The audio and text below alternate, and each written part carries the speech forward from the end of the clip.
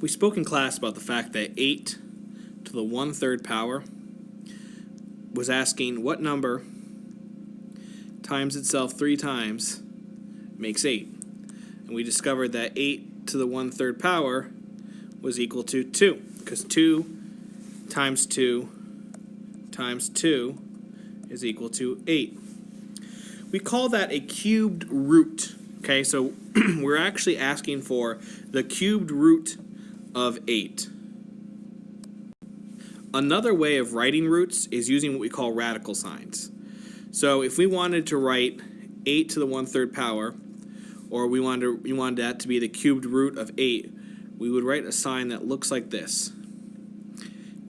It's almost like a division sign. It's got these features over here that differentiate it a little bit.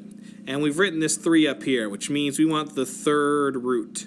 So that, again, just like it was previously, is equal to 2.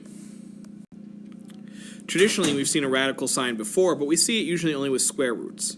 For instance, 4 to the 1/2 power might be written as radical 2. Okay? We don't have to write a 2 here like we did with the 3 here, because with radical signs, if there's nothing written, it's assumed that we're looking for the square root. Okay? Oh, sorry, not the square root of 2, obviously. In this case, we're looking for the square root of 1.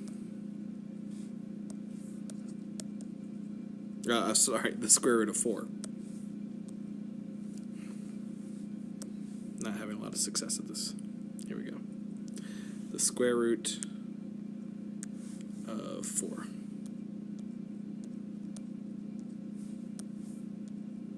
There we go. Which again is 2.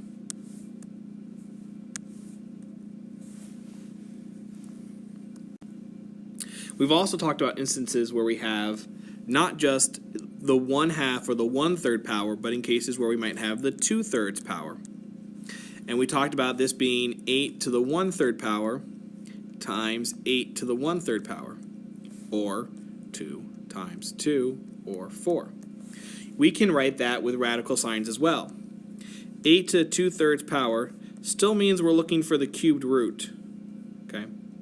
But in this case, we're not looking for the cubed root of just 8. We're actually looking for the cubed root of 8 squared.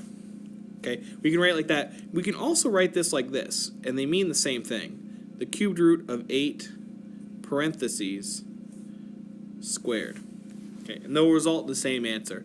Both are equal to 8 to the 2/3 power.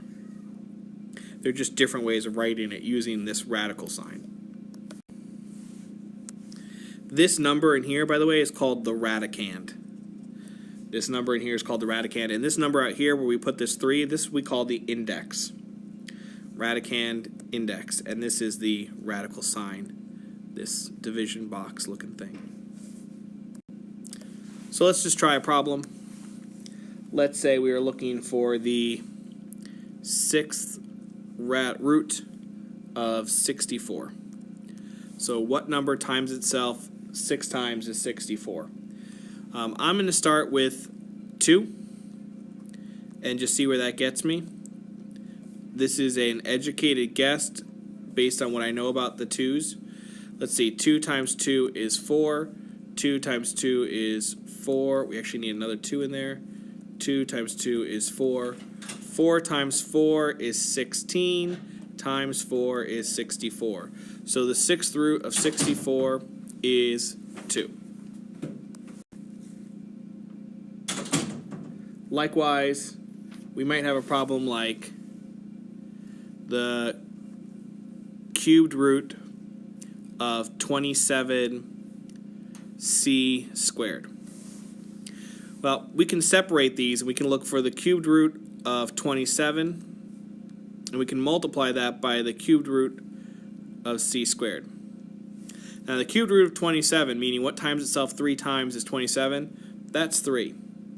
We don't know the cubed root of c squared, so we can either leave that way, or we can rewrite it with a fractional power.